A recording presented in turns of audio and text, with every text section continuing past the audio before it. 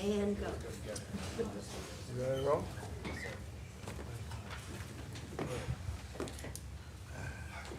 Dr. Hogan?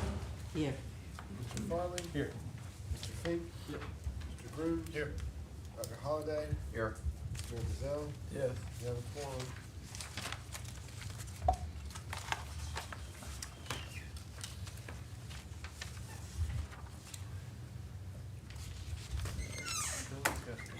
All right.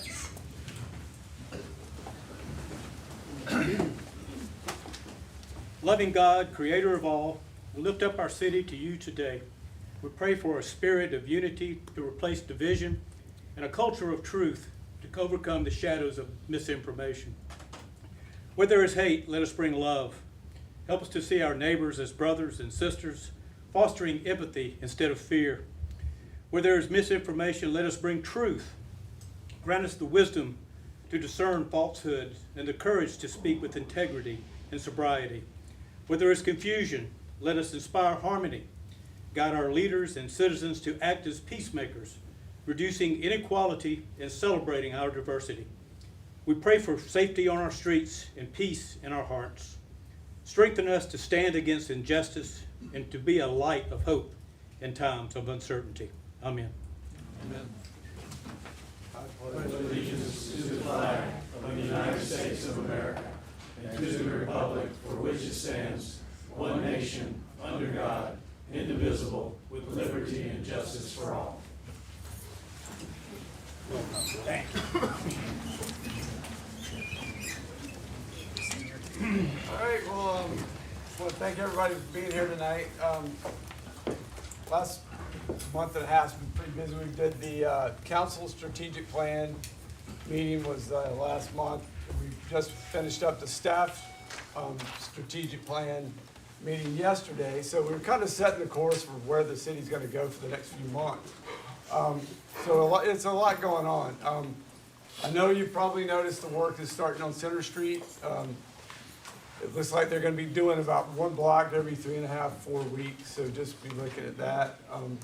Updates are always on our Facebook page and on the website, so you can monitor the impacts and kind of plan your route down Center Street accordingly.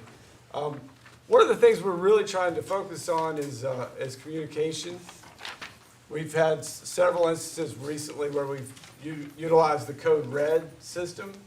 I highly recommend you go to the website and sign up for that. It enables you to get a text message. It gives you a phone call, and it also will send you an email. And if you do get a phone call from the Code Red, it's coming from the it's from Seattle, Washington. So be aware of that, because that's where the service is located. Don't ignore it. That's the call. Again, it'll also go to your voicemail, go to your email, go to your text. So we're trying to really be proactive with the communication piece. To that effect, we've also started that City at Work newsletter that we put out. First edition was last month. You can sign up for that on the city website. Every month, we're going to feature every department, what they're doing, what they're planning to do, and we're trying to feature some of the projects going around the island, just to keep everybody up to speed what's going on, because there is a lot going on. So, again, thank you all for being here tonight, and we'll get going.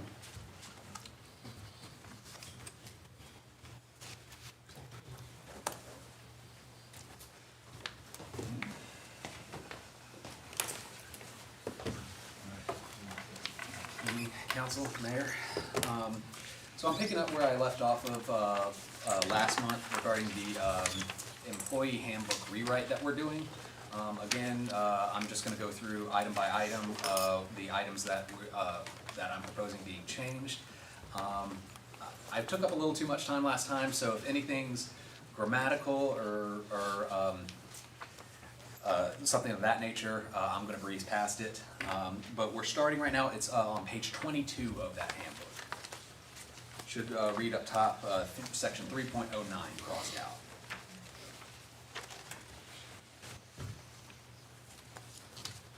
All right, so this was the discretionary pay increase of the mayoral salary adjustment section that was in there. This was recommended to be struck by the city labor attorney, Caroline Cleveland.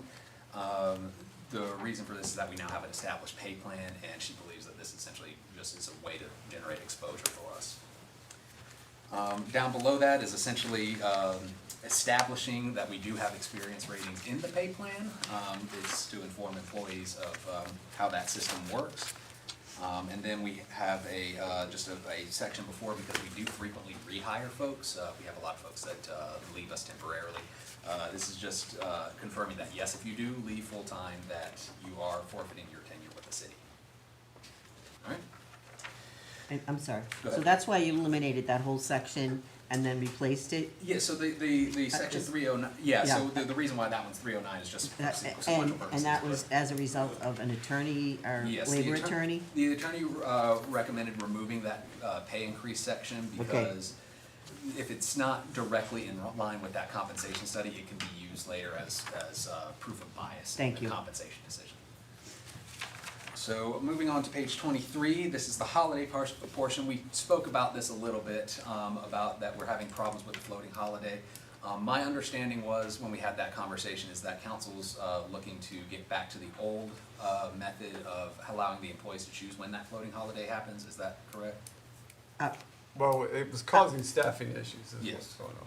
Well, being one that's always advocated for federal holidays and keep all federal holidays, so that is one of my questions, if you want to deal with it in budget or whatnot in this revision. But clearly, when we thought this might work, that basically would mean there'd be 3 days where you'd have to staff at sort of, if you let them choose. So later on, I believe in the budget, I will definitely still be advocating just to do straight up federal holidays. And so I just thought I'd put that out now. And this does clarify that the holidays are a budget process. You see that right below where the holiday changes. That was more of just informative on my part. But yes, if you wanted to add something to it, yes, it would be a budgeting item. This is essentially just Right. how we execute that. Right, final and I'm floating just holiday. noting it in this process publicly that that is still on the table for me anyway. Got it. Okay, moving on to page 25. So this is the first kind of new proposal that I was adding. Something that I've noticed in my time in human resources is that a lot of our new employees typically struggle with their leave balances. We do have a weighted system where the amount of leave that you accrue depends on your tenure, and at the moment, you only accrue your leave at 4 hours a month for your first year. So 6 days total of vacation leave in your first year. That is behind what our competitor organizations do. In the compensation study in 2023, they actually said the average starting leave accrual was 8.1 hours per month. So we are less than half of that. And my solution, without essentially adding another liability, was to have that other half, the other 8 hours, to allow employees to have access to that up front as a block, but not have that be a bankable set of leave. So it is use it or lose it, which the rest of our vacation is not. And that it has to be approved, by the supervisor, that they have to go through the normal approval processes. And then there's an extra step that they essentially cannot request a big block, like they can't say, I'm taking a full leave off. They have to take them in 1 day increments. And the purpose behind this is to essentially give employees a little bit of breathing room to be able to accrue that leave when they first get here. Here's that's y'all's thoughts. So it's not in addition to the leave they would accrue. It would be. It is. It is. Would be. It's added. Now, the current leave, what you do is at the end of every month, you do accrue the time starting at 0. This would essentially be granting that first year an additional block up front And the block is that they 8, can access while their bank accrues. That was the idea behind it. so if they they need, start- sorry, They're starting with their bank at minus 48, and as they accrue, it comes off No, that, sir. or- So their vacation leave would be 0. The vacation leave essentially acts like it always has. It starts at 0 and it's gonna accrue for a month. Right. Well, when they'll start with 0 vacation hours, they'll have 48 hours here, if they're a 40-hour-week employee, 48 hours of essentially this starter leave to be able to access if they need it. If they know that, hey, yes, I want to join y'all's organization, but I know that I'm gonna have a recital on this day. I know I have a medical procedure coming up on this day. And while, yes, we do give you some bit of leave, I'm gonna be spending all of mine on the things that I already, know I'm gonna have to do, if that makes any sense. So basically, if I am a new employee and I haven't accrued anything, Right. we're giving them this so Yes. that they can continue with their life because we just hired them. That's the idea, yes. And so you can be more competitive. That's 6 days vacation. Yes. I'd be against that. I Okay. mean, they're still gonna accrue the regular vacation they would in their first year and 6, so in effect, a new hire is gonna have 6 more days vacation than somebody who's been here for 2 years that's still on the first. Well, after they get past their first year, they don't have access to that bank. So if they haven't used those 6 days, it's gone. I'm just saying, if you have it, it's use or lose, they're gonna take 6 days off. If you gave me 48 hours vacation, I'd be taking 6 days off. Right. I'm And we taking a want day you to off. lose it because, to use it because, the goal is to essentially allow employees to have a little bit of room to be able to accrue that bank that they have. But they're also gonna accrue their regular, Yes, so somebody in year 2 is gonna accrue their vacation at their regular rate, but they're not getting 6 days gift. they wouldn't, and the idea for the current employees that are that are here under a year will be to prorate that number. So we would be giving a benefit to the new employees that wasn't per se available to the, even myself, I wouldn't have these 6 days. You can And they would- poll But I've everybody- been here for 6 You years, can poll so. everybody else, but I would say no. I mean, it's just, Okay. you don't give 6 days to a newcomer and not take it off what they would normally make. I get it where you're saying, we're gonna front you 6 days, but it also should be the 6 days of, how many days vacation does the first year get? A total of 6. A total of 6. How So you're about doubling it. Second year, 12. So you, So this was essentially you would be getting 12, but the half of that in that first year is not bankable. Right. That's essentially the idea. But Bill's point is they probably would use it, it's smart. They probably would, and the idea would be for them to use it so they wouldn't be wiping out a bank in one day that took them 2 years to accrue. I just, Well, Or 2 years, 2 months. perhaps a couple days gives you the cushion, but 6 days, I think, is just way over the top. Okay. So Anderson, when you made this recommendation, you clearly benchmarked it against other municipalities. Mhm. Other HR divisions, you looked at standards in the industry, you're leveraging it, I assume, to also help yourself determine how you can recruit people to work for the city. You want the best and the brightest, right? It's hard to do it at 6 days a year. Yeah, really, we see a lot of folks that they hop on board and then they had no plan for leave. So it becomes not necessarily a recruiting issue per se, but it becomes an issue with employees budgeting their time in that first year. It gets difficult. And the one thing why I don't have actually a problem with this is that they're working with their supervisor. This is a process where you're giving some leeway to the supervisor to negotiate and monitor it, frankly. So it's not like they're gonna say, well, I have 6 days, I'm gonna do what I want. You're upfront saying to a new employee, this is the wiggle room you have, so on and so forth. That's why I don't have a problem with this. Okay, all right. Is it prorated? It would be prorated for any, like if this were to pass tonight, say, I would run a roster of any employee that's under a year's tenure right now, and I would be so if you were only here for 3 months, so a quarter of the year, I wouldn't be giving, or I should work in third. If you were here for a third of the year, I'd be giving you the 2 days, not the full, 6 days. Okay, the next changes are mostly explanatory, just saying when military leave is used and whatnot. The next big item that I have is on page 40. Oh, and I also wanted to reiterate something. I kind of didn't explain the whole, the way that the mayor's role in this works. I mean, there was a lot of changes on the approval. I just wanted to say this, that while yes, the city administrator in this proposal has a lot more authority of those day-to-day decisions where the stuff like leave accruing, leave of absence and that sort of stuff, regardless, Aaron as the city administrator still has to report that to the mayor. I mean, that is his job, and the mayor still, under his prerogative, can instruct Aaron to no, do not approve that, I do not approve. So that is still available to the mayor. The mayor still has that option. So I just wanted to be clear. I do have a question on 28, page 28. Bereavement leave. Yes. Okay, so and this might not be the section, but I did have a question. Oh. We did have a situation, where we needed to look at an individual situation this past year to be able to, work through some benefits. Is that something that we should note at all in a handbook, or we do it case by case? I would honestly make that a case-by-case basis. If you put it in the handbook, it's, you know, it is the law. Well, I know we had essentially. discussed a lot of details in doing that, as far as, you know, years of service, so on and so forth. So I just want to make note that that was part of a discussion a few months ago. And that rule of thumb was essentially 10 years of service was Correct. good for a year's worth of survivor Right, benefits. but that's not in here. That is not in here because that would lock us into that. Right, so we have it as a policy? Yes. Thank you. Okay, proceeding to page 40, excuse me.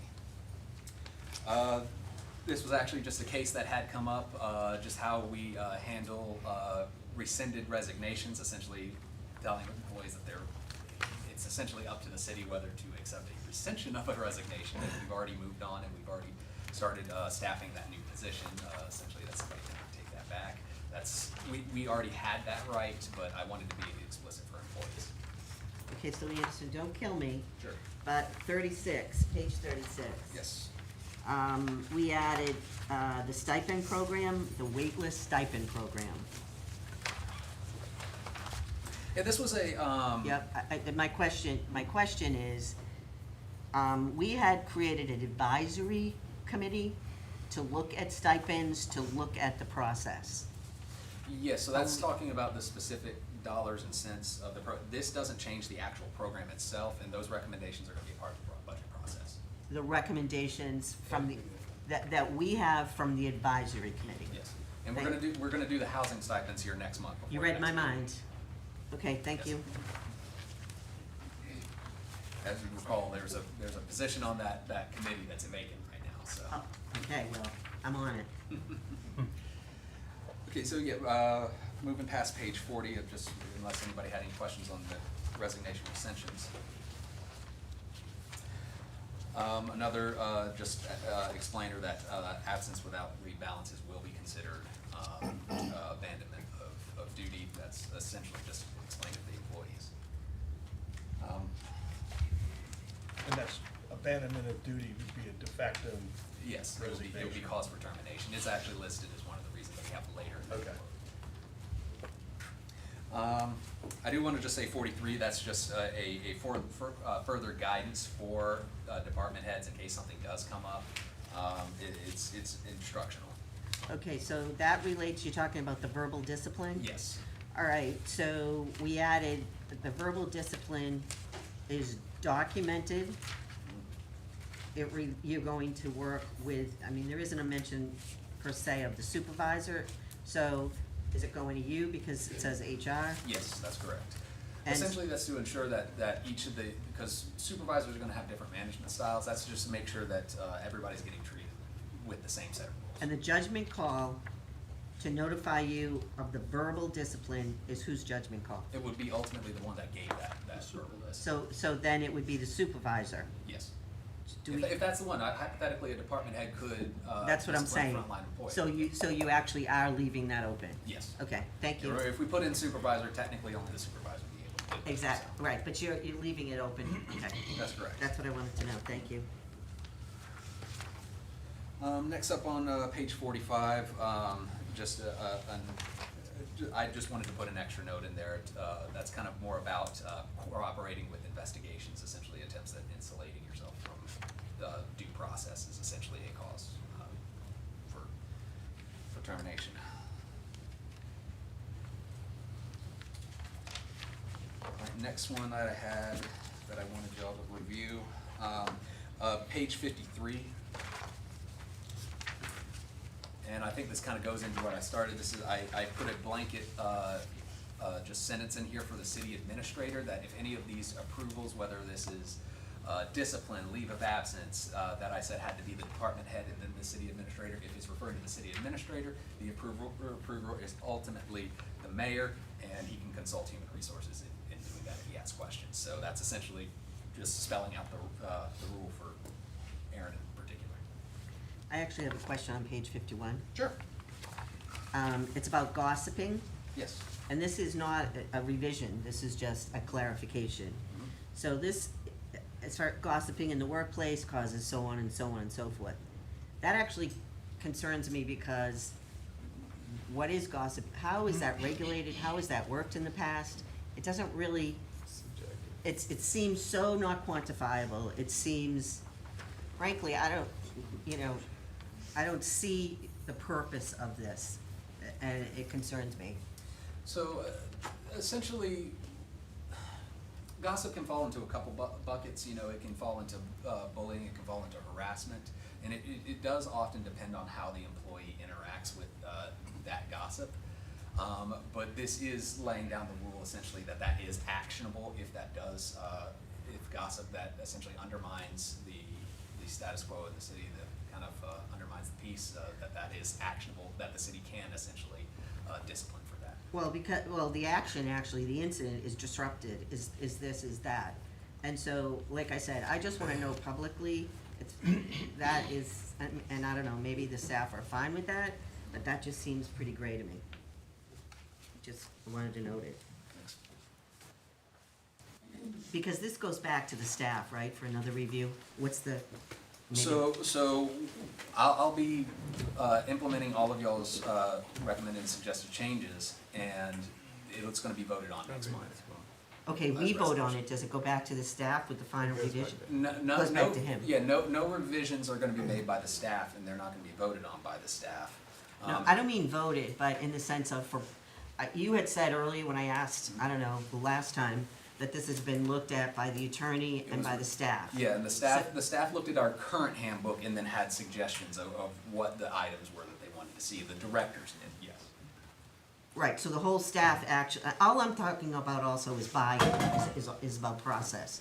So this is gonna come back to us next week, and we're gonna vote on it in its entirety. Next month. Yes.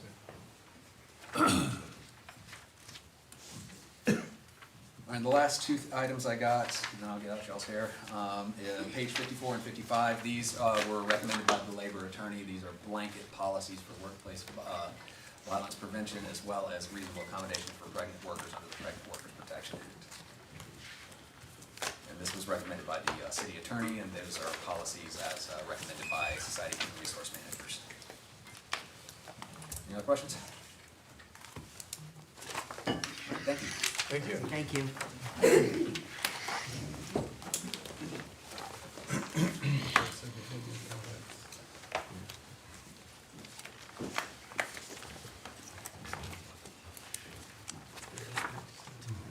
Good evening. You have an email in your packet on page 6 from a business who you gave permission to, I think it was maybe last summer, to run a food truck in her parking lot.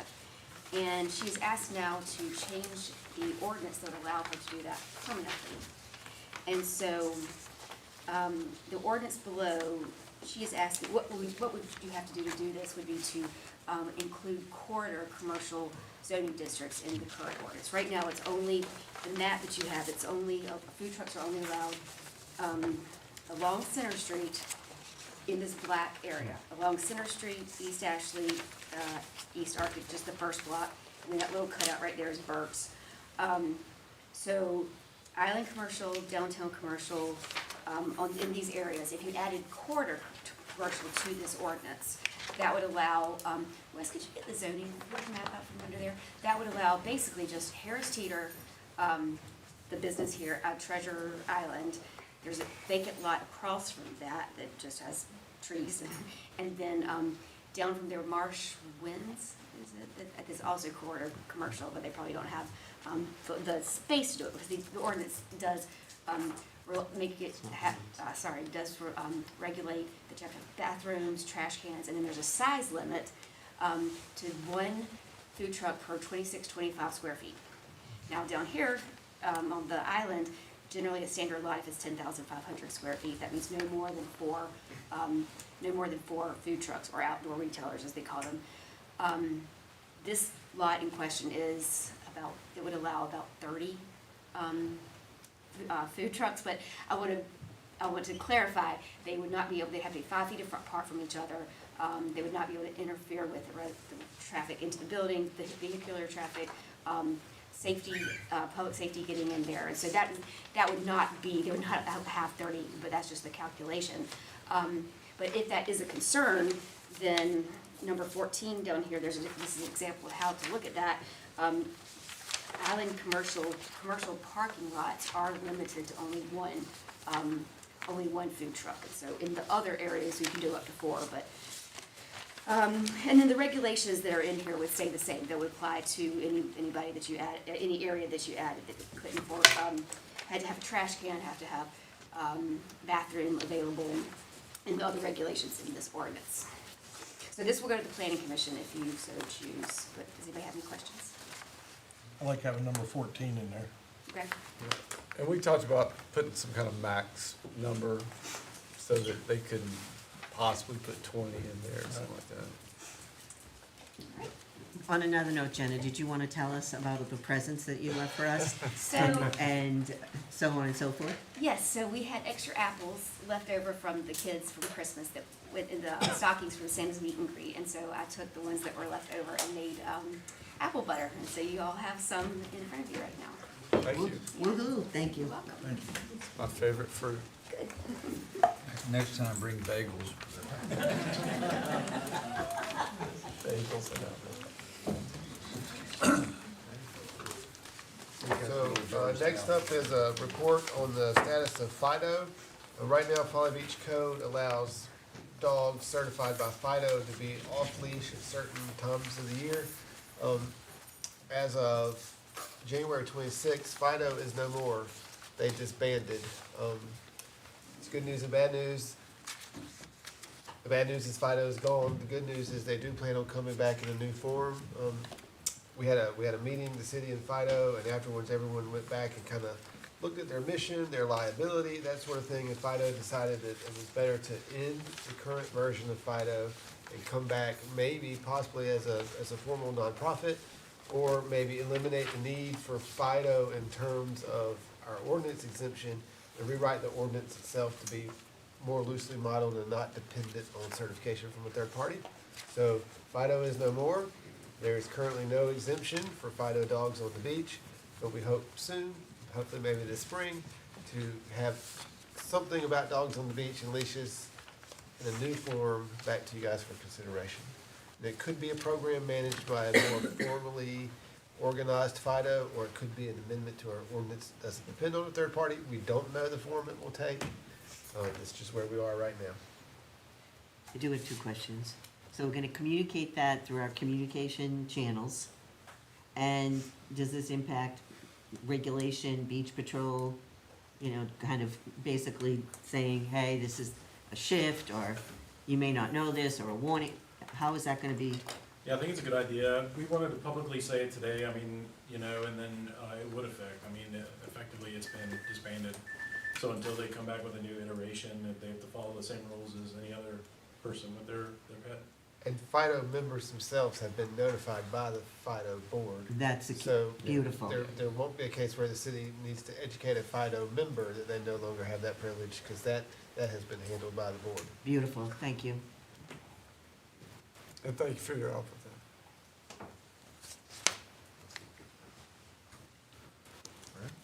Steve?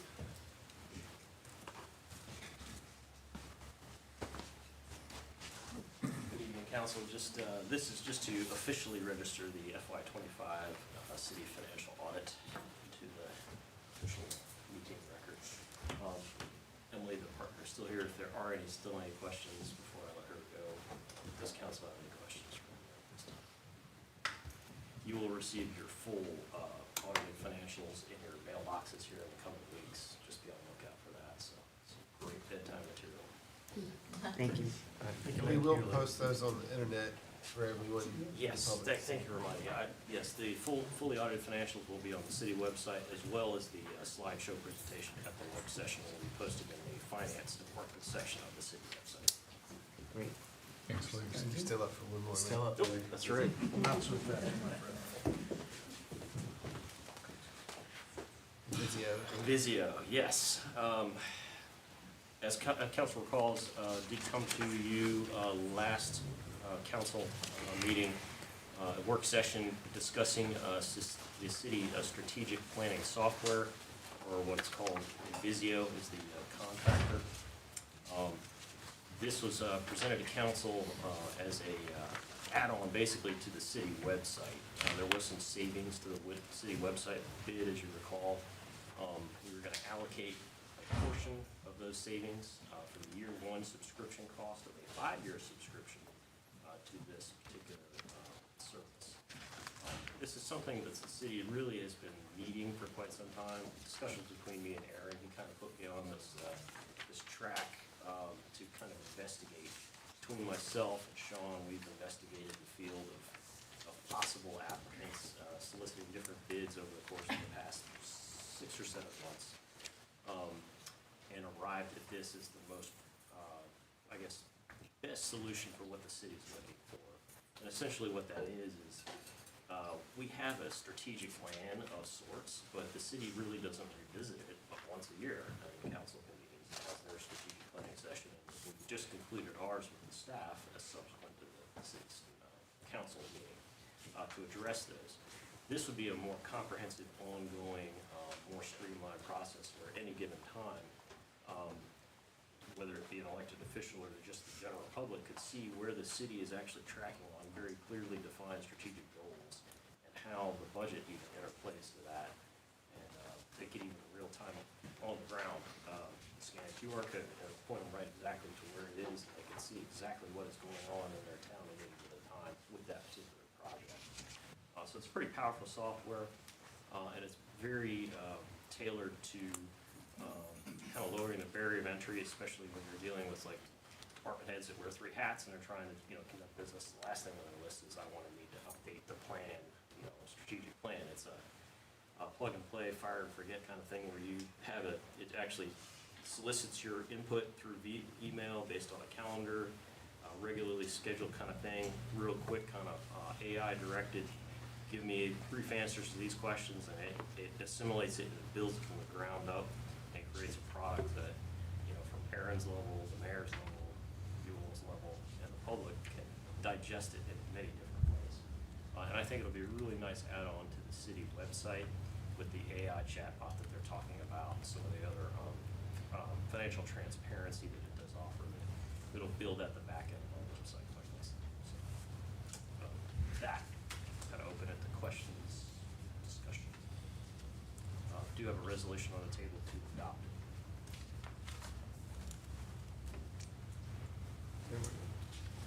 All right, thank you.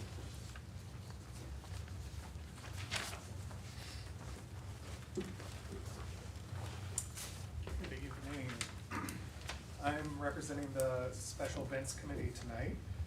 We'll be just reviewing the few applications we did review on February 5th and are up for review by council today.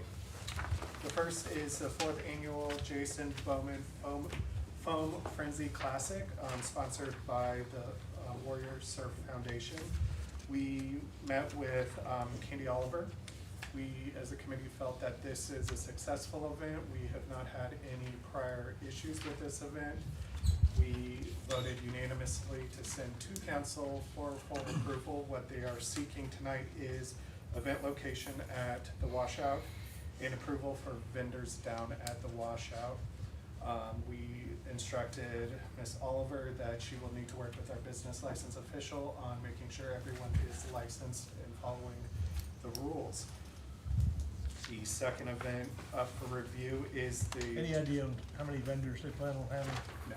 And she said TBD, they're still gonna look at that. And then will somebody be able to make a determination if we think it's too many? Does it have to go If through you public wanna- safety or? yeah. We can look at what was, presented last year, and if it's more than that, we can come back for I just hate giving blank checks and saying, here. Yeah. You know, Are some of those food vendors too?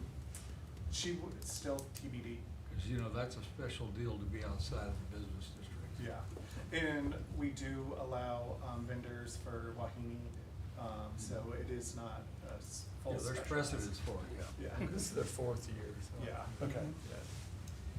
The second event is the 26th Eastern Surf Association contest schedule.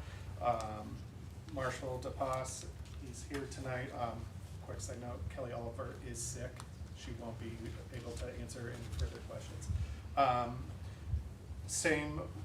The committee was unanimous in approval for their entire schedule. We felt that this brings a positive event to the area and voted unanimous to send to you for approval. They are just asking for location at the washout, no vendors requested. The final request is a unique one that I don't think we've really had before, is a wedding chair request down at the county park in front of the Pelican Pavilion. It's going to be 150 chairs on the beach. At first, we were all a little hesitant on approving that. We felt that that was a exclusive use. However, working with the applicant, Corey, they are here tonight to answer questions, provided a engineering CAD drawing for you to show where the high water mark is, where the dunes lie, and accessibility for the community to access the beach around the ceremony. The committee did vote in favor for council to approve this request. They are here to talk a little bit more in detail if needed. The ceremony scheduled for an hour and a half? That's what it says. That's in their applications. They usually put in build out time, ceremony, tear down time.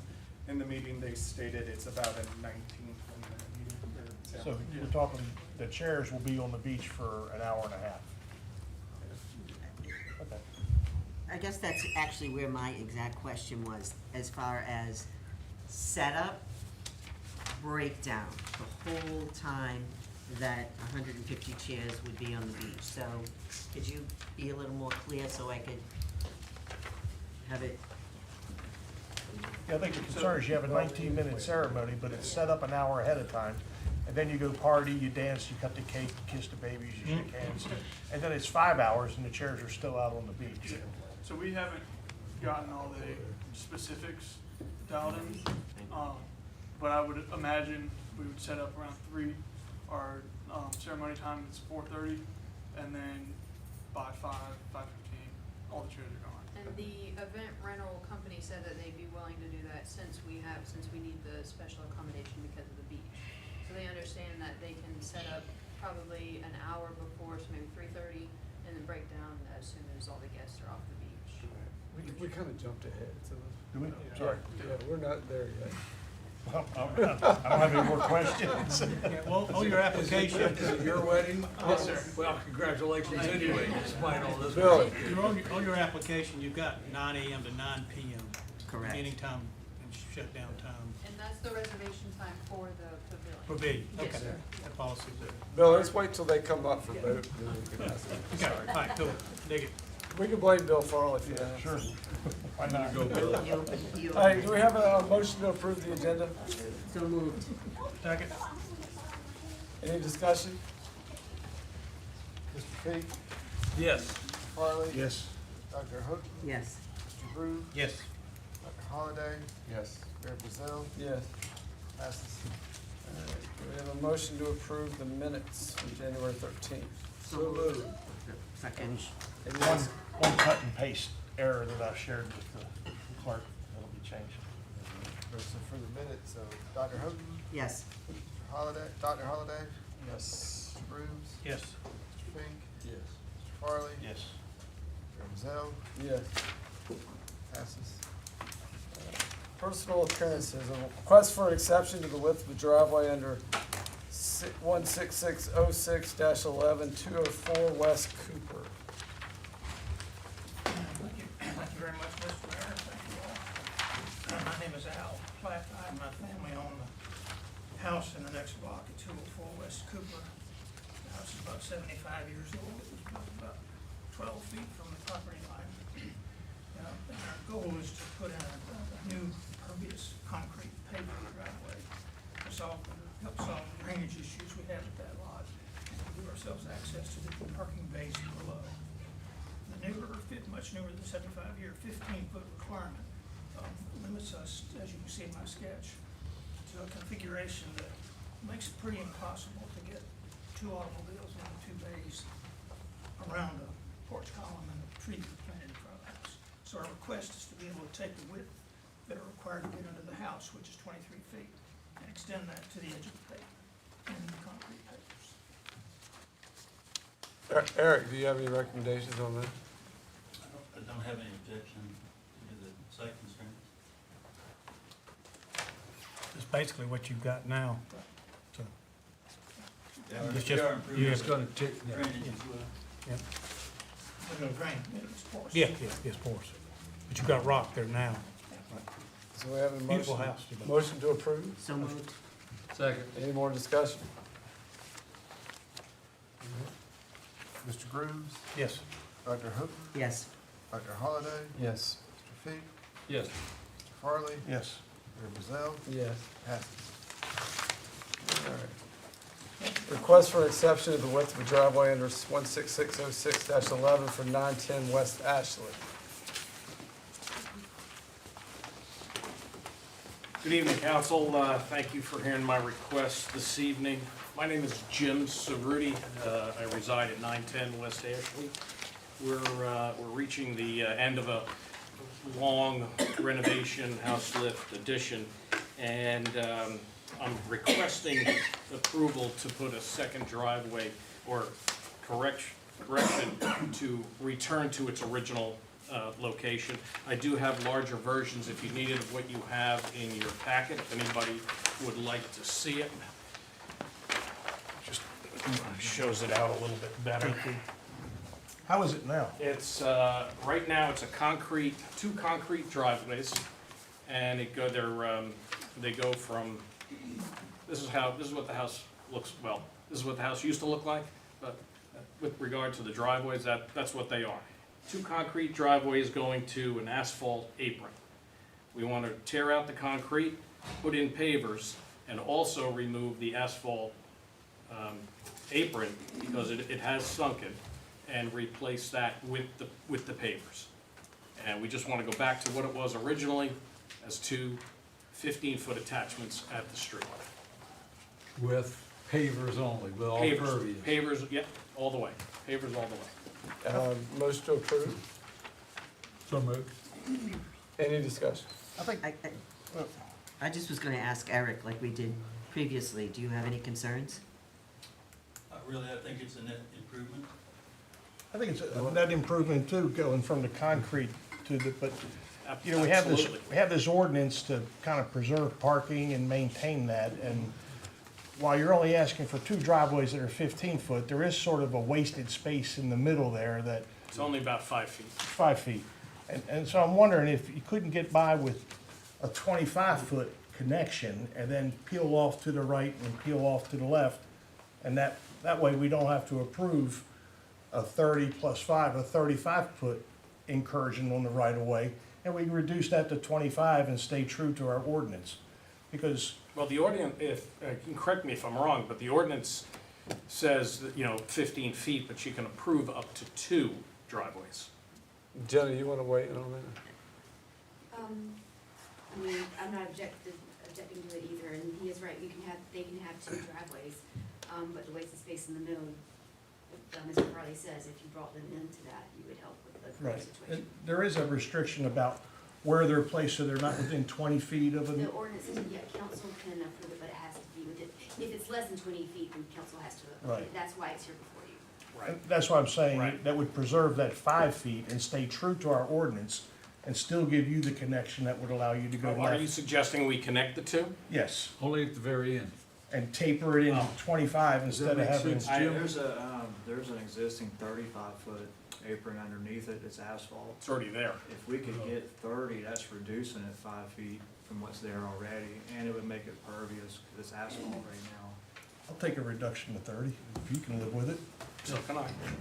Yeah, we'll take 30. That's two 15-foots, and it eliminates the wasted space, I think. Yeah, because of the width of the driveways that we want to put in, what's their 10 or Giving you the 10, same I think they're usable like space. 11 feet or 11 and a half feet. I It's mean, we giving can, you we'll, enough usable space for the driveway. absolutely, absolutely. Okay, Joe. good. Appreciate your flexibility Bill, on that. can you make an amendment to do I'd like to make an amendment to reduce it to 30-foot connection to the road, eliminating the middle spot of wasted space. Sure. Is that- That creates a bigger filter anyway to the that? water. Motion to approve the amendment. So moved. Okay. All right, any more discussion on the amendment? All right, Dr. Houghton? Yes. Mr. Farley? Yes. Mr. Fink? Yes. Mr. Grooms? Yes. Dr. Holliday? Yes. Mayor Brazil? Yeah. All right, then we're back to the original motion, which is now a 1 30-foot wide driveway with no 5-foot space. Any more discussion on that? All right. Mr. Farley? Yes. Mr. Grooms? Yes. Mr. Fink? Yes. Dr. Holliday? Yes. Dr. Houghton? Yes. Brazil? Yes. Passes. Very good, thank you. Thank you. Thank you, Jim. All right. Request for approval for events for the 2026 Eastern Surfing Association Surf Season Contest schedule. Motion approved. So we have to do another presentation? Hey, I'm Marshall DePass. I'm here with the ESA for 2026 surf season schedule. And if you'll notice on there, the very first date is an or. We were going back and forth with a Friday night kickoff from somewhere else, and I think we're just gonna go with the 18th of April on that one. Motion approved. So moved. Any discussion? All right. Mr. Grooms? Yes. Mr. Farley? Yes. Dr. Houghton? Yes. Mr. Fink? Yes. Dr. Holliday? Yes. Brazil? Yes. Passes. Sorry, Mayor Brazil. All right, we're good. Thank you. Thanks. All right, request for event approval for the 4th annual Jason Bowman Foam Frenzy Classic. Ms. Oliver's not here. We already, do we have a request for approval or motion for approval? So, Second. any discussion? Dr. Houghton? Yes. Mr. Farley? Yes. Mr. Fink? Yes. Mr. Grooms? Yes. Dr. Holliday? Yes. Mayor Brazil? Yes. Passes.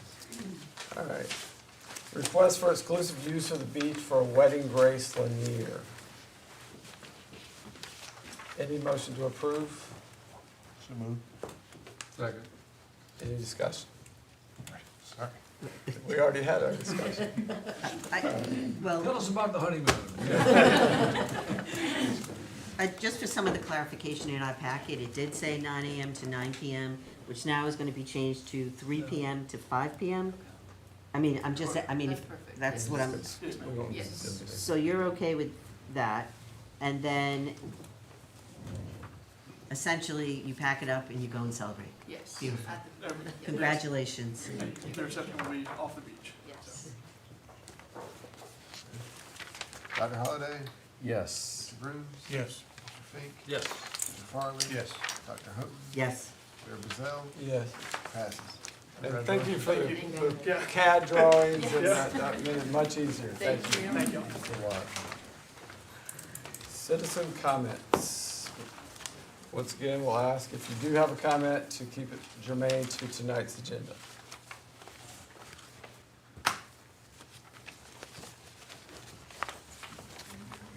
State your name, please. Phil Owens, I'm the general manager of Tides Hotel.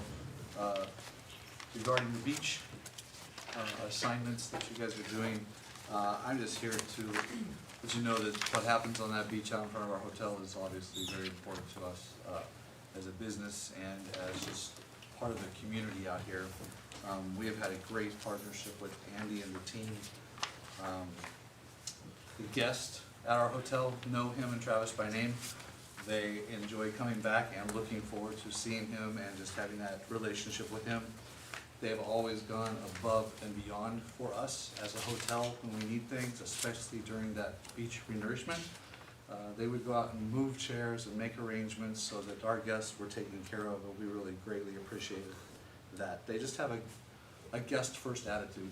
They really do care about the people that come and visit this island and want to make sure that they're happy when they're here and that they leave happy. We've never had a complaint against them in any way. We work really well with them. Our partnership with them just gives us that Folly Beach vibe. That's Andy and his team out there, and we want to make sure that we maintain that in what we do. I know as you read the list of requirements for what these bids went out for, the last thing that was read was the revenue that was generated for the city. I would ask that you just consider overall what the city and the businesses and those that are employed by those businesses and the effect that it has on the overall operation of everything that goes on that beach right out there, that you would look at that and that you would consider that as one of the leading causes of what your decision is that you make tonight. Thank you.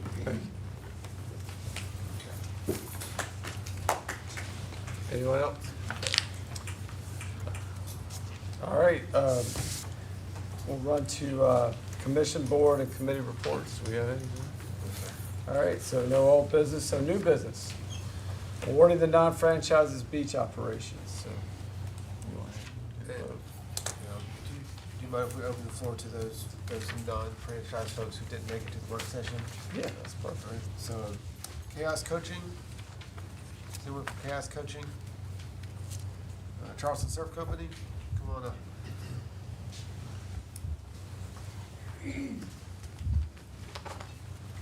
Just 5 minutes to introduce your business, your plan, and then some questions from the board. All right, sounds good.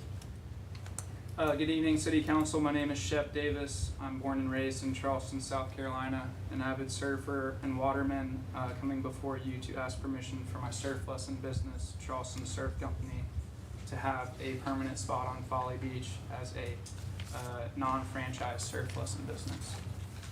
The ocean is one of the most powerful environments on Earth because it forces you into the present moment.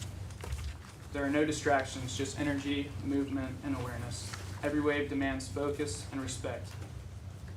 That sense of connection and immersion is what makes surfing so powerful and why the sport continues to grow around the world. With that growth comes responsibility, and safety is always my number one priority. Over the years, I've been involved in more than 20 ocean rescues. Last summer in specific, I actually helped pull a kid out of a rip current at the washout that caught the attention of News 2. They also helped me kind of spread the word on ocean awareness and ocean safety. It's experiences like that that are exactly why every lesson I teach begins with assessing the day's condition and educating students on ocean awareness before we even enter the water. In addition to this, I am a certified, or I have my CPR certification. I'm an emergency medical responder, trained in first aid, and also a certified personal trainer, which is what I do year-round. My lessons are intentionally small and always fully supervised in the water. I've been seeking the approval to operate surf lessons on Folly Beach for the past 3 years. I'm not asking for special treatment or a specific location, only the opportunity to operate responsibly and to share ocean knowledge in the water that helped shape me. I care deeply about this beach, its visitors, and its safety, and I'd be honored to contribute positively through professional surf instruction. That's all, and any questions that you have? You have locations on the beach, nearest walkovers here, those are your preferred locations, but you're not tied to it. I'll take anything you want to give me. Any other questions? In addition, I've been doing all my surf lessons out on Kiowa Island for the past 3 years. Would really love to be on Folly. This is the heart and center of surfing in South Carolina. This is where I learned to surf, and this is where I grew up. I grew up doing the ESA competitions. Are you 7 days a week? I would be, yeah. But if you don't want that, I work with flexible hours. Well, so you're abandoning your Kiowa? No, so my personal training business is all in the evenings. That's how it's always been. So I don't even start training typically until noon. So I always leave my mornings open for surf lessons, which I was doing out at Beachwalker Park and other places on Kiowa Island. So train in the evening, surf lessons in the morning. Usually I do a 7 a.m. and a 9 a.m. lesson, max 5 people, and then train my clients who I've been working with for 2 to 3 years. So really, you're just AM or your business hours on the beach, just morning time? primarily, besides Saturday and Sunday, which is whenever. So your application says 8 to noon, so does that cover it? Yeah. Okay. Anybody else? Is your Charleston Surf Company, Yes, sir. his application actually says sunrise to sunset. That might have been different on the application. So you're saying 8 If to you 12? would give me 8 to noon, I would gladly take that. If you give me sunrise to sunset, I would also take that, you know? I'm at your beck and will. I'll take what you give me. So what are we going with? 8 to 12 is probably easier to accommodate. I mean,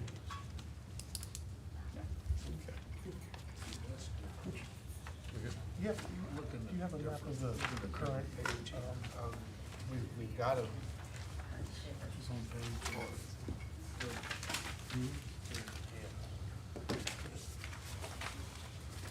So, which one would be the farthest away from all our areas? well, we only have 5 spots. So we got 16, 13, 4. so are we looking at locations now? Yeah, that's Okay, so 8 to noon's good, and now, There's nobody at the north washout, a little bit past the contest shack, that has showers and bathrooms there, and it's handicap accessible. Well, there is somebody at 1600. Yeah. could you say that again? I always grew up calling it handicaps. It's right past the contest shack. It's where there are 2 toilets there and 2 showers Mhm. and a little handicap parking spot and a walkway, and it is accessible for wheelchairs. So, going over into locations, right now, the 5 approved locations for non-franchise activities are 6th Street West, 5th Street West, 4th East, 13th East, and 16th East. There's no existing approved city location at 1563. Okay.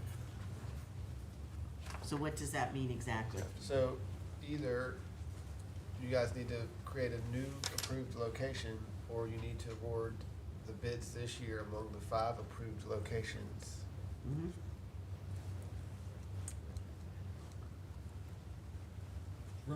What are they again? Read them off again, please. 6 West, 5 West, 4 East, 13th East, and 16th East.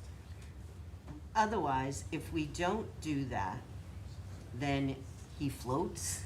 Well, for example, right now we have 5 spots and 4 vendors. One vendor has 2 spots. We've never gotten to a position where we awarded more vendors than there were spots. I understand. So. More, Yeah. right, adding a spot. So we could award multiple vendors at multiple spots. We could create a new spot. We could award 1 vendor per spot. It's really up to you guys. And a way to whittle it down, do I make an amendment to create a new spot? or do- Well, right, yes, we would have to decide that, but we still haven't heard from all of the vendors. So after all the At the vendors end. go, then we'll. Beautiful, thank you. That will structure how we vote. That's gonna be All exciting. right, so, thank you. Thanks. Next up, Folly Beach Island Yoga. How y'all doing?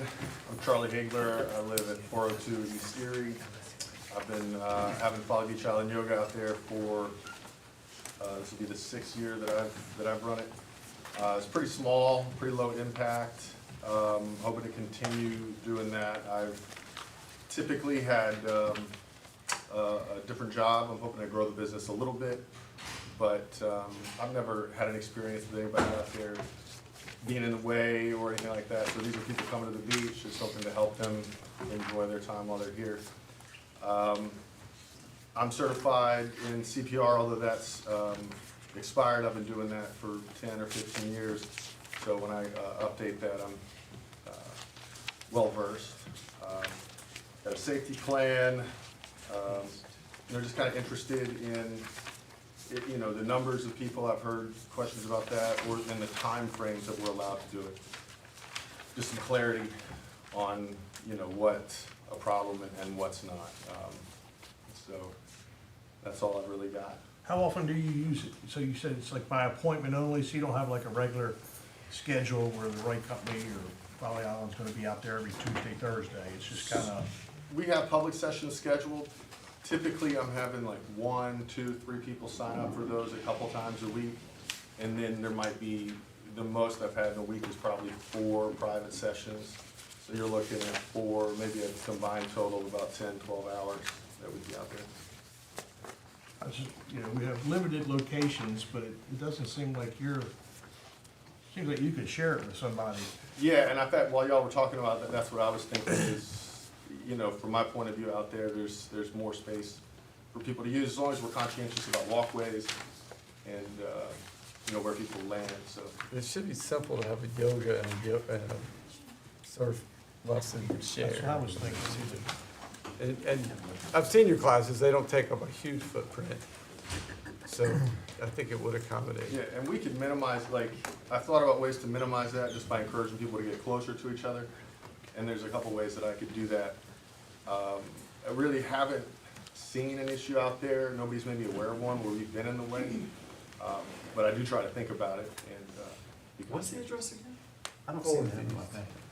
The location is on 4th East, and the way I've been told in the past is it's 4th East to 5th East. I don't know, you know, how that is, but I typically go out and meet them in front of 411, which is the crossover, not at the parking lot, just so we're a little bit more out of the way. Any other questions? Thank you. All right, thank you. Serenity Tree?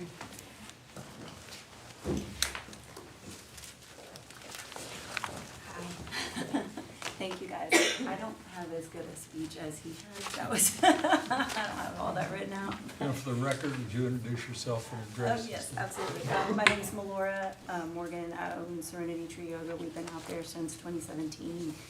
We teach open beach classes on 6 West and 13th East, but I'm also happy to share 13th East or 6 West. I'm happy to share the area.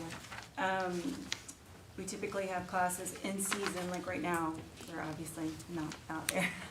But in season, we're out there. We have classes Sundays, Tuesday, Wednesdays, Thursdays, sometimes Wednesday sunset. That's at both locations? No.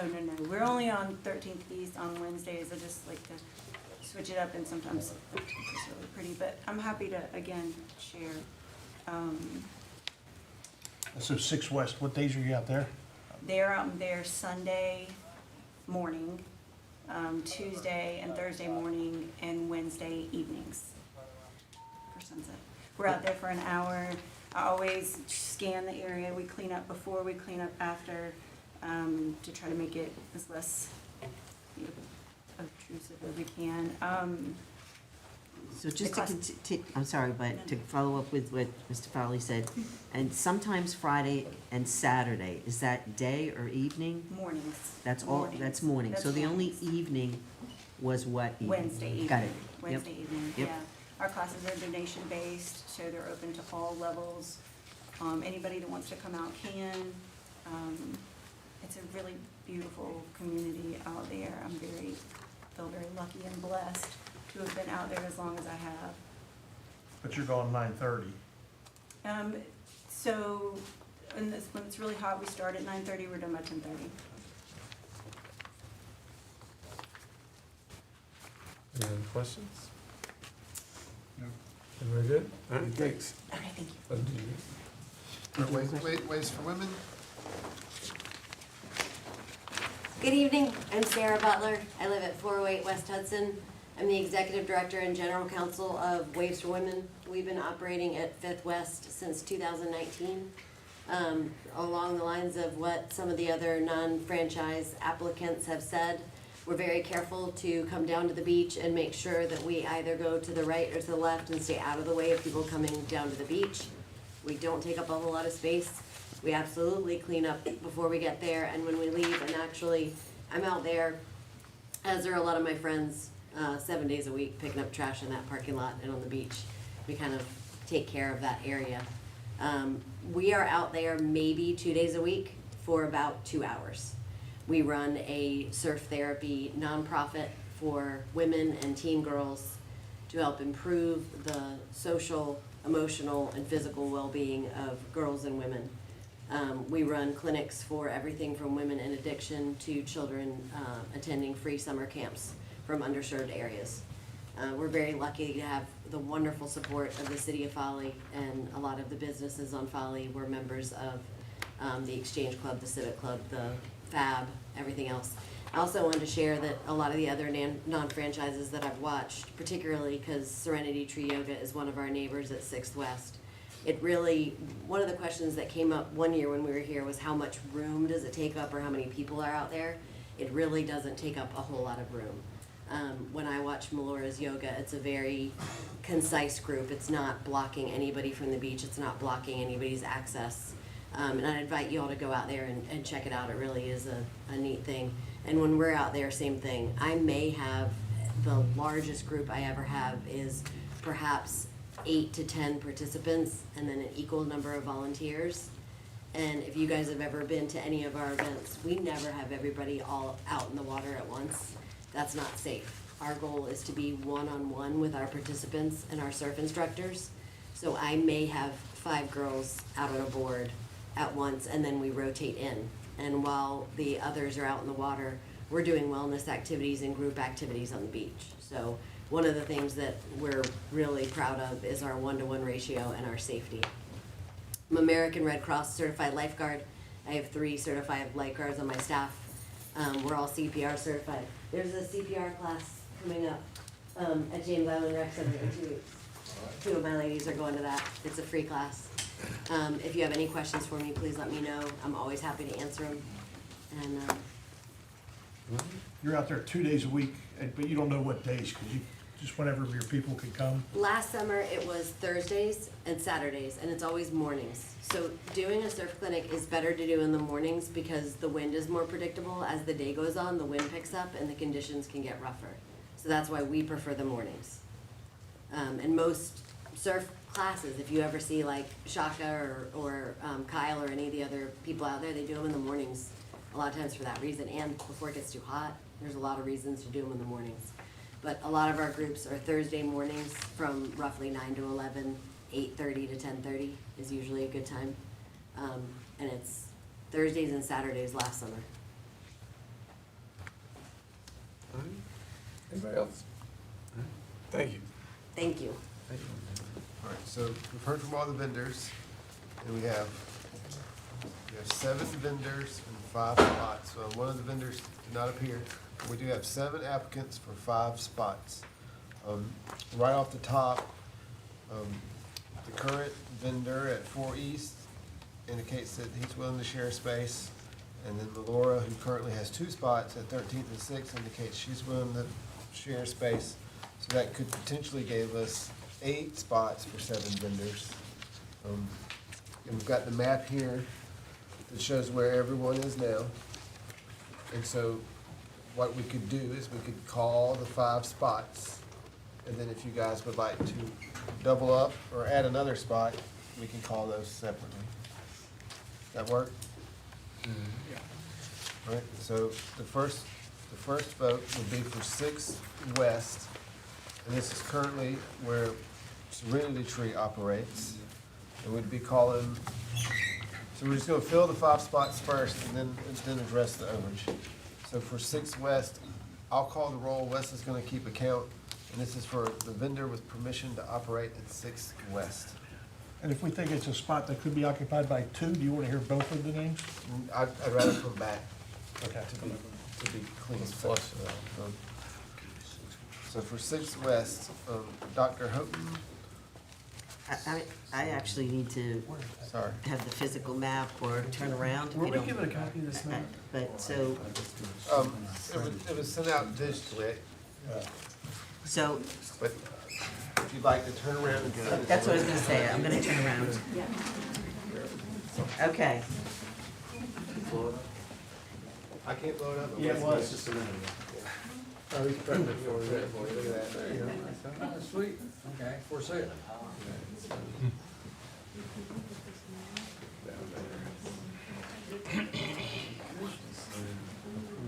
so this is, 6 West is what we're talking about. 6 West? So we're at the left, in pink, 6 West. Right, currently held by Serenity Tree. So we're gonna call the 5 existing locations first. Okay, so what we're saying is, I'm saying yes to the pink that exists. And you're giving me one name from the 7 available vendors. I'm giving you the name that's there. Okay, that's fine. Okay. All right, so I'm gonna call the roll, and if you'll just give me a name from the 7 people who have applied. Okay, so for that spot, I'm voting Yoga Serenity Tree. All right, thank you. I'm gonna call the roll. So Dr. Houghton is Serenity Tree. Mr. Boones, Serenity Tree Yoga. Mr. Fink, Serenity Tree. Mr. Farley, Serenity. Dr. Houghton went. Dr. Holliday, Serenity. Mayor Brazil. Serenity Tree. All right. Thank you. Next up, we have 5 West, which is currently held Ways for Women. So I'm gonna call the roll, and she'll just give me a name from 5 West. Dr. Holliday, Ways for Women. Mr. Brooms, Ways for Women. Mr. Fink, Waves for women. Mr. Farley, Waves. Dr. Houghton, Ways for Women. Mr. Brazil. Ways for Next up is 4 East, currently Folly Beach Island Yoga. You see the pink dot up at the top, that's supposed to be on the beach, but this is for 4 East. Mr. Farley, Island Yoga. Mr. Fink, Island yoga. Mr. Grooms, Folly Beach Island Yoga. Dr. Houghton, Folly Beach Island Yoga. Dr. Holliday, Folly Beach Island. Mayor Brazil, Folly Beach Island Yoga. thank you. And next we have 13th Street East, which is the second spot currently for Serenity Tree. So for 13th Street East, Mr. Fink, Serenity Tree. Mr. Farley, Serenity Tree. Dr. Houghton, Serenity Tree. Mr. Grooms, Serenity Tree. Dr. Holliday, Serenity Tree. That one can be used with somebody else. Mayor Brazil, Serenity Tree. all right. And now 16th Street East, which is currently Carolina Salt. Dr. Holliday, Carolina Salt. Dr. Houghton, Carolina Salt. Mr. Fink, Carolina Salt. Mr. Grooms, Carolina Salt. Mr. Farley, Carolina Salt. Mayor Brazil, Carolina Salt. all right. So the 5 spots have been filled. Now we'll go to council. And does anyone have a motion to award an additional non-franchise business at one of the existing spots? You can make a motion for that spot and that vendor. So, the motion for Charleston Surf to co-occupy 4 or 5 East with the right company, which was, Folly Beach Yoga.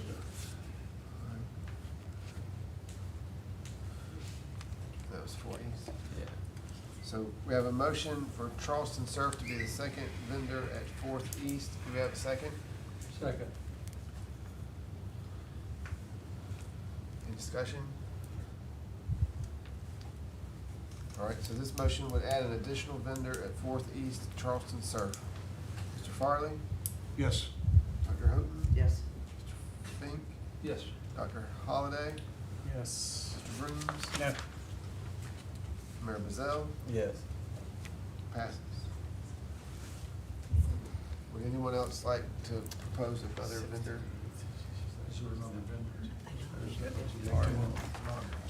They vote for 16 or 13 days, I'm sorry.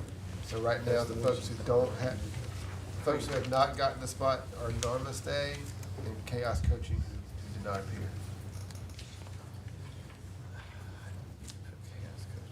Right. Right. I agree. I'm making a motion, just give me a minute. I wanna make sure I do this right to cover.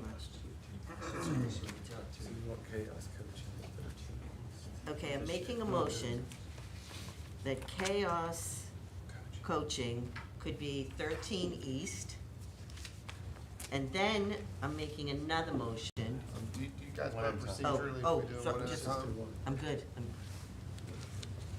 All right, so we have a motion to add Chaos Coaching at 13th East to share the space.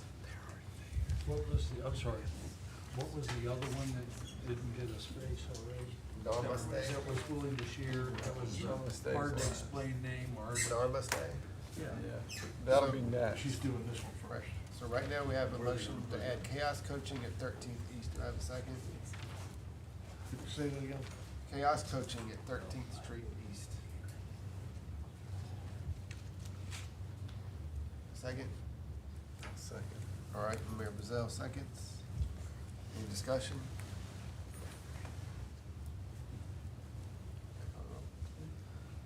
Mr. Grooms? No. Mr. Fink? No. Mr. Farley? No. Dr. Houghton? Yes. Dr. Holliday? Yes.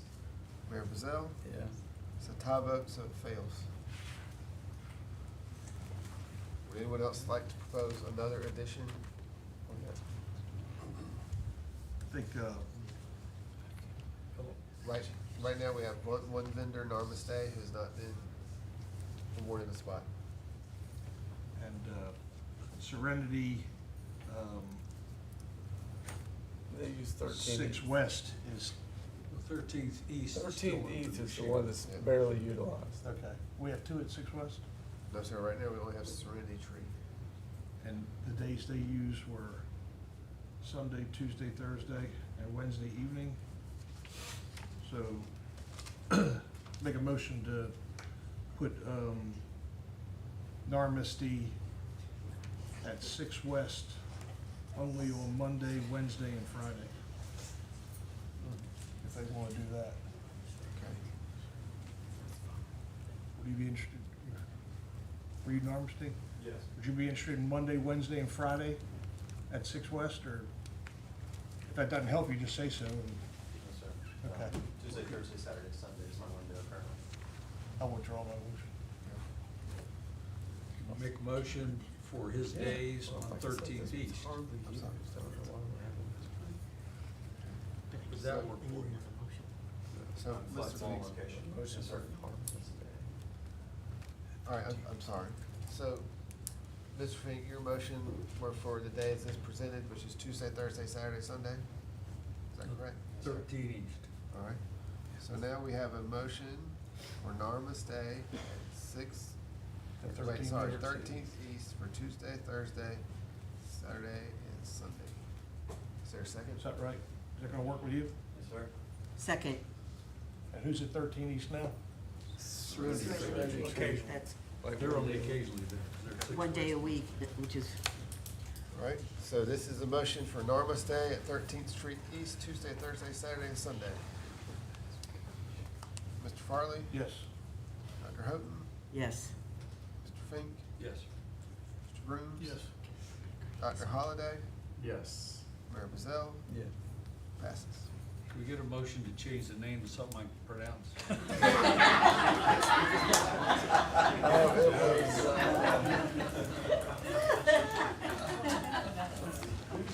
Didn't get one.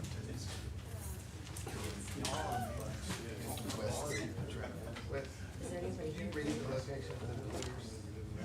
All right, Wes is gonna read the final results. All right. 16 East, Carolina Salt. 13 East, Serenity Tree Yoga. 4th East, Folly Beach Island Yoga. 5th West, Waves for Women. 6th West, Serenity Tree Yoga. 13 East is, Serenity. so, no, Namaste. And then, And Serenity Tree. yeah, we've already told them, we already went over that one. And then 4 East is gonna be Charleston Surf Coach. Which is Island View. So, I mean, just as a note, for those of you that are sharing a spot, it's probably good to introduce yourselves and share some exchange numbers now so that we don't end up having problems later. I mean, what I mean to say is that to facilitate communication and coordination. I have one more potential motion. To have chaos coaching for 5 West, sharing it with Waves. And what days is bad for you? So I was gonna say, in their packet, do they say what days they operate? Yes, they do. Saturday morning and, to Saturdays. Saturdays too, right? How many people do they have? That's a handful, we're fine. 10. Could you work it out? I mean, let me stand up so I can be formal. I think we can work it out. The beach at Fifth West is large. I can work with anybody and say, look, I have a small group, I'll go to the right, you go to the left, let's leave plenty of space. I mean, I'm more than happy to work with somebody to give people a chance to do good on the beach. Okay. So did we get, I'm sorry, can I get a second for chaos coaching at Fifth Street West? Second. Any discussion? I don't know them. Yeah, I was gonna say, you would need to travel. I don't know them, but I don't either, and they didn't come, so they weren't available to answer any questions. Well, at least we're not giving them a single space, so they're not, you know. Sarah's willing to work it out with them. yeah. If it doesn't work out and they're not good neighbors, I'll let you know next year. Very kind. You're a lawyer, you get it, you work it out, Sarah. That's right. I'll negotiate the contract. There has to be something about appearance. All right, Mr. Farley, No. Dr. Houghton, Yes. Mr. Fink, Yes. Mr. Grooms, No. Dr. Holliday, Yes.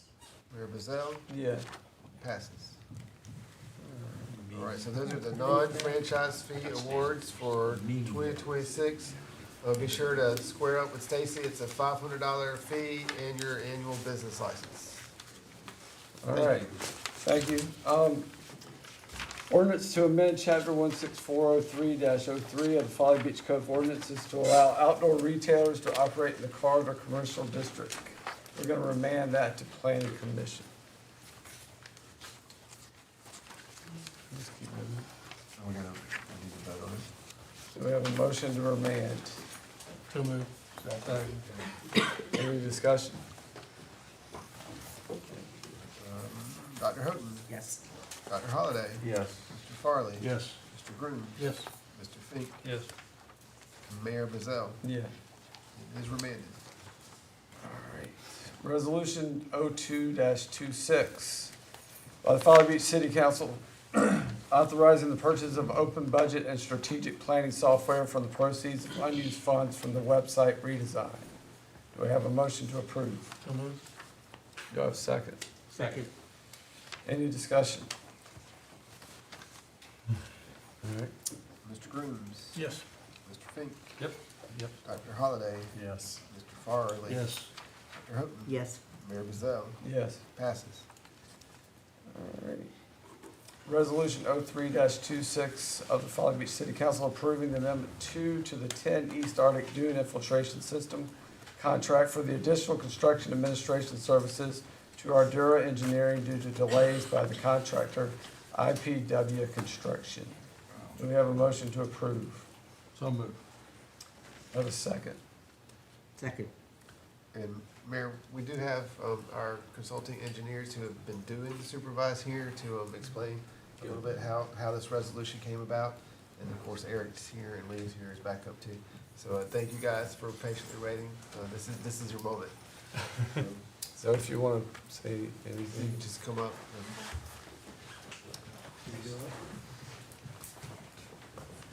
Thanks, guys. Good evening, council. Thank you for allowing me to be up here and speak. I'm Mark Horstman. I'm the Watershed Services Group Leader for Ardura Engineering. And I just wanted to, before we jump into the details, say what an exciting moment that we are almost close to closing out the first dune infiltration system in the state of South Carolina. I mean, City of Folly Beach has been a leader by implementing this system. And when it's done, I can tell you the state and other communities can be visiting the site with interest and looking at this pilot project to see it move forward. And I say it's a pilot project just so everybody's aware. This is the first system in the state that's being implemented. So during construction, as I'm sure you all know, if you're doing a home renovation or you're doing any type of construction, there's not like many other systems we can go up to the contractor and show, hey, build it like this. It's the first one in the state. So we have been working almost over a year now to get this system built, right? It's at the intersection of 10th Street and Arctic, right at the beach access. And as with most, I'm a PE, I'm a professional engineer, and I help work with contractors to get things implemented in the ground. And some things have come up that have been more than when we originally built this amendment and built this scope. So this amendment is covering our time and effort to help kind of get through some of these items and also items that we have done to help the contractors get this project finished. That's the overall summary. I can dive into details as needed. I appreciate your optimism, but in looking at some of the reports and some of the evaluations, I mean, I have to say, I'm just a little bit more alarmed because you said it's new, but it looks like a lot of things weren't done, like you do say, build it like this, and in reflection, it wasn't built like that, and now we're going back to make sure they get built like this, and I don't know, I think in somewhere it says that the money we pay you is for the extra visits and the extra time and the extra shooting surveys and all like that, but then does it come off of the? Yes, sir, that's one thing. We have language in the contract with the contractor that allows us to seek, if not all this money, a good portion of this money back. Is that gonna require court action, or is that? I can't speak to that for sure, but it's built into the contract, there's liquidated damages, and we can prove delays, that's part of what they've been documenting for us. Does Joe, do you feel confident about recouping expenses? I have not looked at the contract. I mean, it's 16,000. I mean, well, what do you like to speak to that? I guess I'll add, we are still, this project is still ongoing, and we're near the tail end. We need to do a final contract change order where we will add in, additional costs that we've incurred, that we've documented. There's a few line items in here in the contract that they have not used and they're not going to use. So that's money that, will be back to the town. Keeping in mind, we also hold retainage, as we do for most municipal contracts. So we have about $26,000 we're holding back in retainage until the end of the project to help hold back and pay, to hold back some of that money to recoup the costs. Sounds like we're gonna end up in court over it, and I'm just alarmed because, I read the report and it said like the pumps were hooked to 120 instead of 240, and while they work, they don't work as well, or you could burn the motors up, and you recommend fixing it to 240. The holes that were drilled all the way through, or not just on the bottom, or something to that effect. Galvanized parts were used instead of stainless parts, and will all the deficiencies in those reports be fixed? Most of them have been. Yeah, They have been. Most of them have been. We're still working on the 220, 110. So part of the reasons that we came back and did additional visits was saying, hey, we've identified this deficiency, like to the point of the holes drilled in the PVC pipes. We cannot allow you to install this. Okay. Then they came back and said, we now have the right pipes. As an engineer, we came back, yes, they didn't install the correct pipes. So to clarify for a lot of these items in this report, these are the reasons we had to come back for a second or third visit to confirm that the right items It's were not a status of the way that it is, it's a status of how they were. of how they were and why this incurred additional cost on our end. So this is a contract change order, not an engineering change proposal, right? This is a change to the contract you're asking for the Tonight, additional this is an funding. amendment to the engineering services agreement. Okay. For our consultants' time. And to clarify for maybe the folks who are at home or here in the audience, these guys are not the contractor. Right. They are supervising the contractor, and we need to reimburse them for the additional effort they have done to correct the contractor's mistakes. Now, I get that, and you certainly do the money you are for going back and rechecking, but I just hope that we get a pound of flesh from somewhere else. When this project closes out and we do the final contract negotiation, that is the opportunity for us to lay out all assets and liabilities on liquidated damages. This cost to, come back and check the effective work that's now certified work. We're gonna lay all that out and look at where we have with the current retainage and how all the contract items fall. How does a contractor have 24 mistakes, over 24 mistakes? Have you ever built a new house? I have, Yes, as a you matter of have. fact, I know it's you 26 have. mistakes. I know you have. But again, like Mr. Farley was saying, is I reviewed it as well, and it seems so simple of certain size pipes that go in and certain size voltage that go in, and that was totally ignored and done the wrong way. And who approved, I mean, was there anybody checking in on this, or? That's where they came to check and said it's not right. Right, but it Never was done did- in never December, did it. correct? And not done during construction? Or was it done during construction later, and? but the electrical part in particular was Okay. on delay all summer long. That's why that project started. in Yeah, July. because of the stainless steel motor, I think it was on back. Just trying to get the Yeah. logistics of getting it here. Because the neighbors, I mean, I've talked to the neighbors, and they're, you know, they're not pleased at all, I'm sure. because it's ongoing, and again, we're losing parking revenue for, I mean, it's been a year. And, you know, counted with that, would that be included in some of the, Now, that would be, I don't think we can go there. That's outside. well, anyway, but I'm disappointed at the contractor, I can just be on record for that, so. We all are. I think we all are, so, there you have it, I feel better. Don't rent them umbrellas or chairs. Yeah. Any other questions? Any other discussion? All right, Thank you. thank you, guys.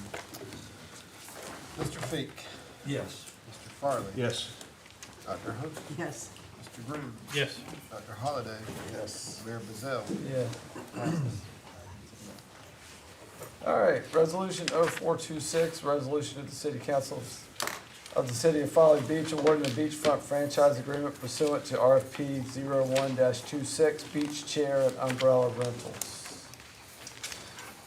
All right, so for this one, we have two responsive bidders who presented. This is Shooties and Folly Yard or Island Provisions. And so, sorry, this is Third Street West, right? Oh, sorry, skip that. Beach chair and umbrella rentals. So, the way the bids were structured, we have one combined bid, which is Folly Chair LLC. And so an award, and put one bid for Section East and Section 2 is one combined bid. So that means if you vote for either one of those, you're voting for the entire package. So to kind of simplify the roll call, we're gonna start with Section 1 West, which is the only section that had only two bidders. Section 1 West, one franchise is available in Section 1 West. So we're gonna call the roll, and if you'll just name the vendor, we'll tally the votes. So this is for one franchise in Section 1 West.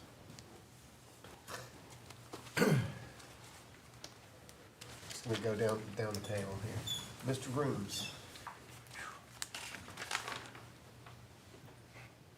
Folly Beach Chair. Mr. Fink, Folly Beach Chair. Mr. Farley, Folly Beach Chair. Dr. Houghton, Sun and Ski. Dr. Holliday, Folly Beach Chair. Mayor Bazell. Folly Beach Chair. So the franchise for Section 1 West goes to Folly Beach Chair Company.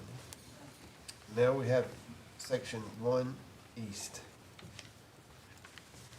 One bid can be awarded for Section 1 East. If you vote for Folly Chair LLC, that also will take one spot from Section 2. That is a combined bid. So, and now I'll just go down the table in the opposite direction. Dr. Holliday,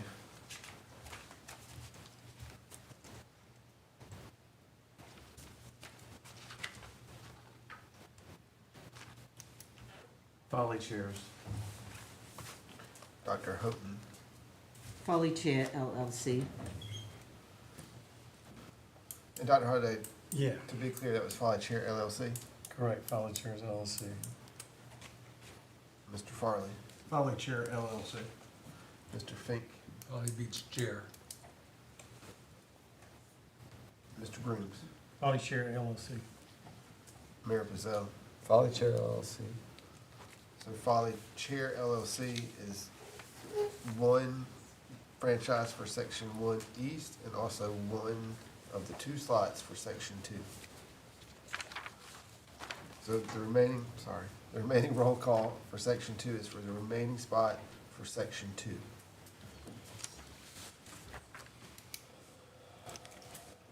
Mr. Farley. Folly Beach Chair Company. I'll take the 15,000 one. Okay, Dr. Houghton. Farley Chair LLC. Yeah, that one's already, So it's- yeah, you can. Both of them, we combine it? Yeah, So when he bid that, he already gets that plus one of the With, and it's at 5%. Yeah. So now you got. So, To distribute. Sun and Ski.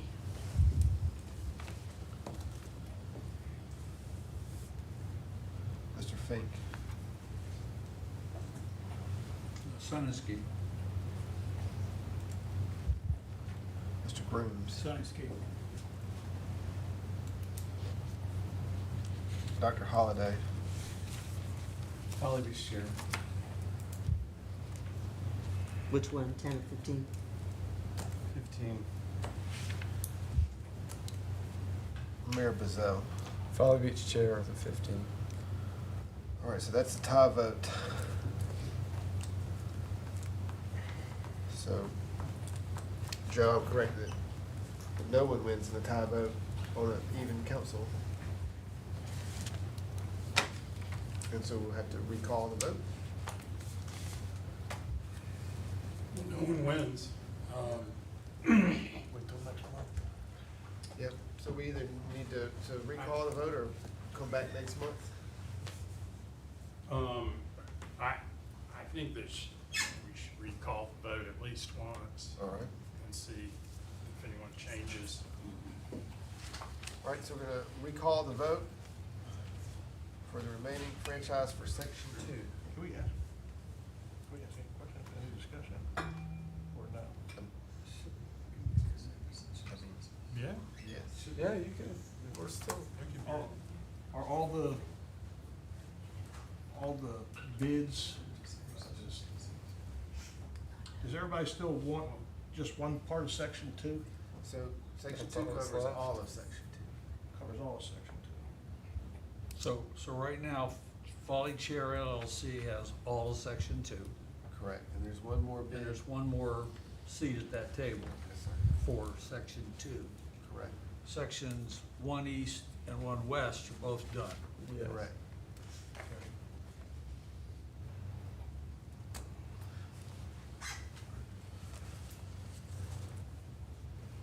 Mr. Grooms. Sun and Ski. Mr. Fink. Sun and Ski. Mr. Farley. Sun and Ski. Dr. Houghton. Sun and Ski. Dr. Holliday. Folly Beach Chairs. Mayor Bazell. Folly Beach Chair. So the second spot for section 2 goes to Sun and Ski. So section 1 West, Folly Beach Chair Company. Section 1 East, and one of the spots for section 2, Folly Chair LLC, and the second spot for section 2 to Sun and Ski.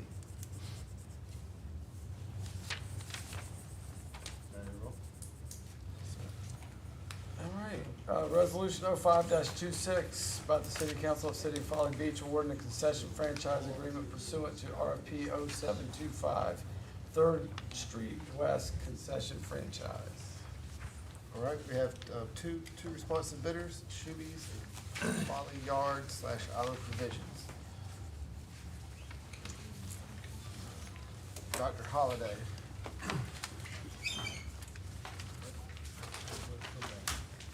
Folly Yards.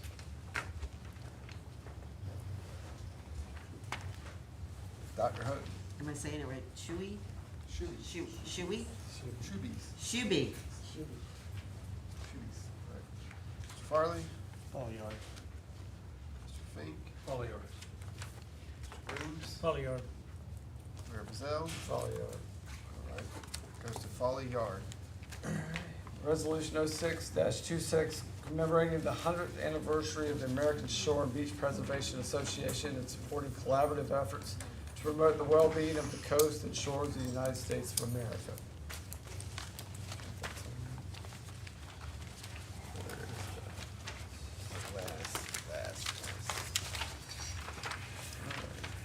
Let me just read it.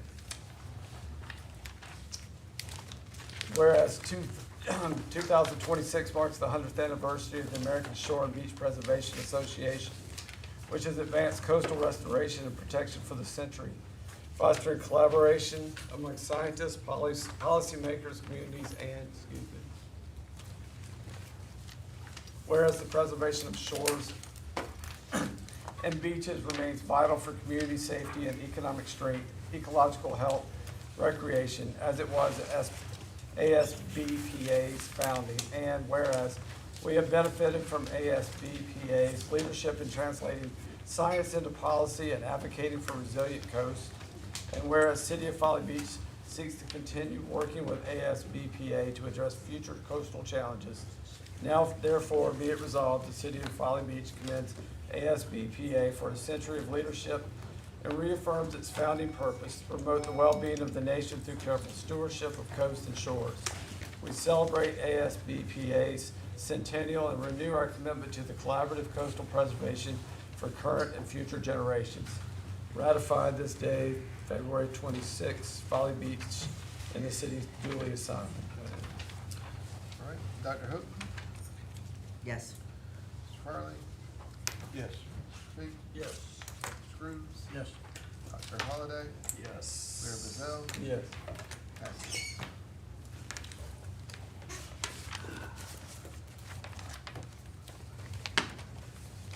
All right. Billy, you want to get us going? Oh, see what we got before I go to sleep. I want to thank Chris and his communication efforts with the city and really embracing, I guess, the smart city banter of what we're trying to do with the city. So hats off to Chris on starting that. Don't forget to vote February 17th, Tuesday. Your vote is important.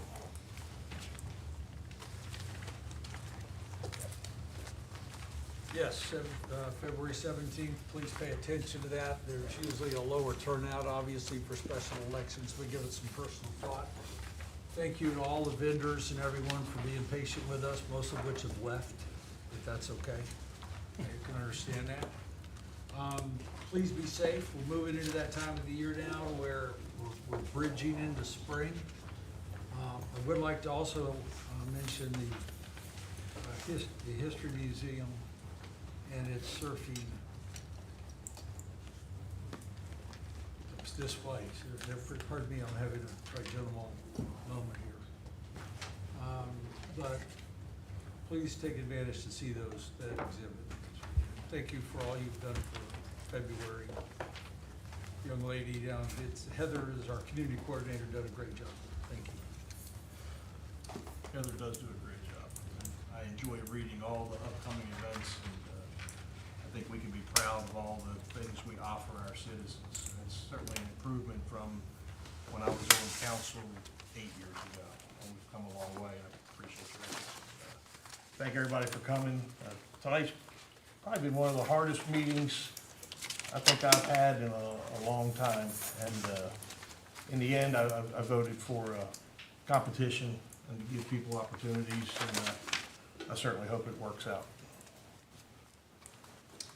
Happy Valentine's Day, happy Black History Month, and attend Sea and Sand. And I'd like to give a special shout out to the staff who've done just an exceptional job through the holidays, and obviously with all the proposals here, Lee, Anderson, all of you guys, tremendous work. So thank you again for stepping out for the citizens of this amazing, amazing city. I would also like to echo the sentiment of our colleagues at the other side that next week is an important week. Please get out and vote. Remember, you vote as a democracy, but we rule as a republic. And the differences are important. And so please get out and exercise your vote. Thank you. All right, do we have a motion to adjourn? So moved. 8:45. Not bad.